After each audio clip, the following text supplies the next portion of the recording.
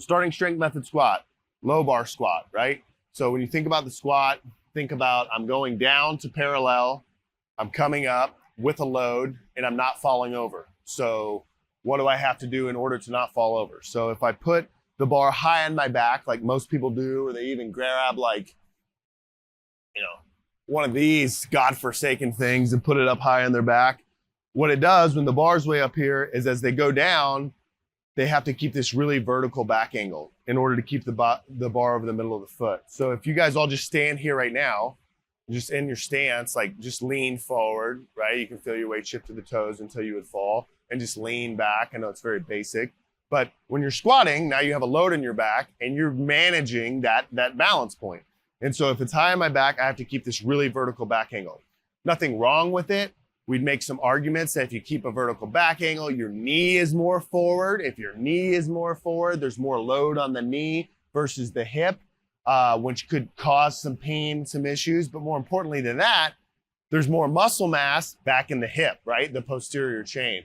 So I want to load myself where there's more muscle, because what's my goal? To get stronger. How do I get stronger? Or how do I know that I got stronger? By lifting more weight. How do I lift more weight? By using as much of me as possible, and then over time, adding to it. So today, we don't put the bar high up on the back. We put it low on the back. And the reason we put it low on the back is to load more of the hip and to load more of you, okay? So for the squat, stand here, face me. Put your feet, kind of your shoulders a little bit wider with your heels under your shoulders, and point your toes out a little bit. Good. So this is his basic squat stance. Heels are kind of like outside of the shoulders, and the toes are out about 30 degrees. So a lot of people will squat with their toes facing in. When you squat with your toes facing in, here's the problem. As I go down, if I'm trying to keep my back straight, I get to a point where what happens? Well, my pelvis hits my femur. And so I can't actually get to depth because my physical anatomy is keeping me from there. So I have a couple options. I can round my back out, right, and squat, or I can point my toes out and externally rotate my femurs. And if I externally rotate my femurs, I can now still go all the way down to depth without rounding my back out. Round backs can do a lot of stuff, right? You can lift stones, you see strongman stuff. I'm not saying rounding your back ever is bad. What I'm saying is you don't want a lot of movement under a heavy load. And so we're setting him up right off the bat in a way where he can achieve depth, because we want a great range of motion. We want to get a good range of motion where he can obtain depth without rounding out his back. You'll also see in a second when I bring him down to the squat that I'm not going to bring him down to an ass to grass squat, right? A2G, hashtag A2G on the internet.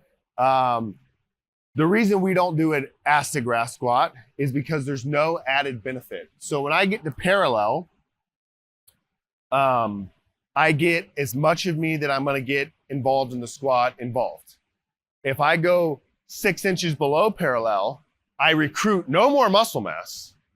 And I may, some people are super flexible and weird, I may have my back round out. So I introduce the option for flexion in the low back and the lumbar. So there's no added benefit and there's only added risk. So we just stop, an inch below parallel, okay? All right, so put your hands together like you're gonna pray, squat down, push your knees out with your elbows. So put your elbows inside your knees, push them out, okay? Raise your butt up a little bit, lean over, and then try and flatten this back out a little bit, yeah. So you can see he's gonna be a fun case, I already know. I picked the best model. But he's got a lot of flexion up here. So this is the lumbar, this is the thoracic. You can see he's even fighting it now, but he's got a lot of bent over, so we'll have to fix that stuff. Eyes are down on the ground right there, but this is the bottom position of the squat. The hip crease is just beneath the kneecap, and the knees are tracking out over the toes, right? And he's more probably bent over than you might envision in your mind. He's kind of horizontal. So with your eyes down, I want you to just push that up and stand. Okay, very good. Stand all the way up. So, hip drive is what we want to teach, or rip a toe, say hip drive, right? The hip drive, there's more muscle mass back here than there is like up here. So when he's down at the bottom, what does everyone want to do? Throw my head up, crank my chest up. I want this to be over. Let me get out of this spot, right? But no, I don't want you to do that. I want you to keep your eyes down and your chest down and think about pushing the floor with your feet and driving your hips up, because you have more muscle mass here. So go back down again. I want to show you a couple things. So one, raise up a little bit. So the bar is going to sit here, right? So which means that most of the load is going to be back here on the hip and not on the knee. Versus if he was very vertical, see, he can't even do it. He's so starting strength. It would put more load on the knee. And then out of the bottom, all the drives out of here. So I'm going to just push my hand here, drive up against my hand and stand. Very good. So a lot of you guys today we'll all do this drill in like 5 seconds. You'll all do it, right? And as soon as we put the bar on, you go down to the bottom and you're like opening a clamshell.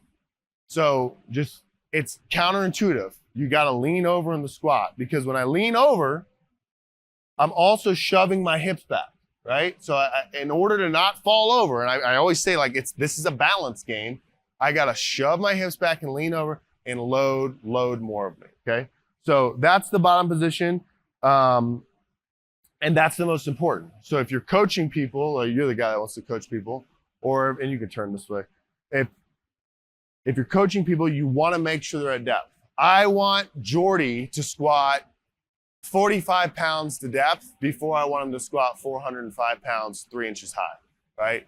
You have issues with the knee, whatever, and just like almost everyone can squat to depth. If someone comes in, tells you they can't squat to depth, hey, when was the last time you went number 2? Oh, you're like me and you went to the bathroom this morning as well? What did you sit on? Oh, a porcelain throne? You were squatting, right? And but it's true. And a lot of times you just take the person and say, sit down on that bench.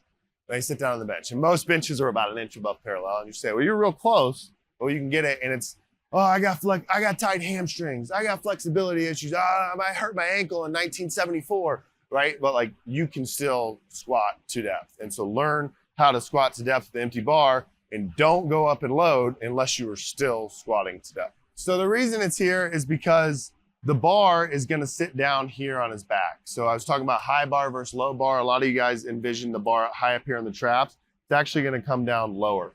And so I want to set the bar up so that I don't have to tiptoe out or into the rack. I want it at a height that I can just get under it.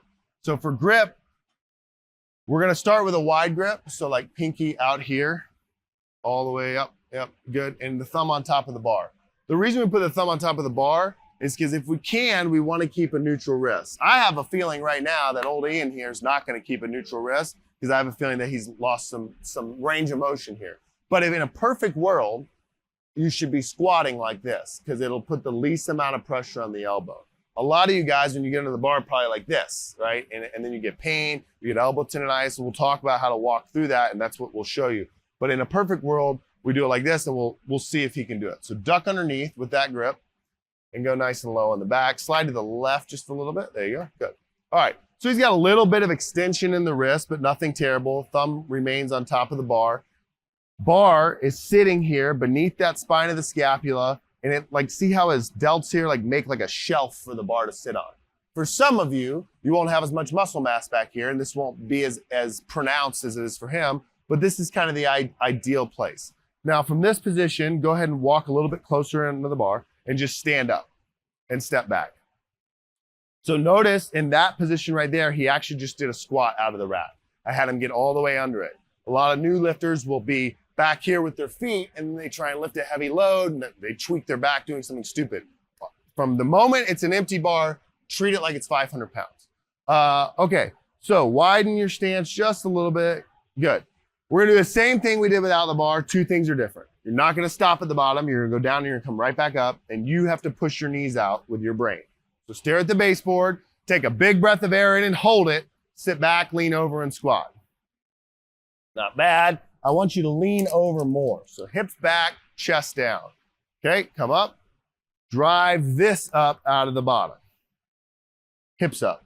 Okay, now this time, try not to let your low back move around. So breathe in.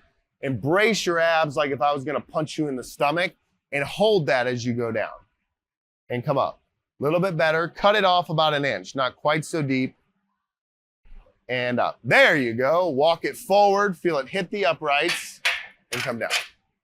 Good. So the grip, and we're all about to do this and learn, but the grip on the squat is like, it's your number one variable for like pain management. Like your shoulder hurts, my shoulder hurts, your elbow hurts. It's something in your grip. we all may be a little bit different. You may be on a safety squat bar today. I may tell you to put your thumbs around. You may do exactly what you did. His may look perfect because he's a Marine, Semper Fi, but like it all will look different. What I want you to conceptualize is the bar needs to sit on your back. If the weight is in the hands, that is where the issue is. So if you're in a position or thinking about holding the bar up on your back, that's where shoulder, elbow, all that stuff comes from. Get in a position, and I don't care what your hands look like, but get in a position where your back supports the load. And if you do that, you'll be in better shape.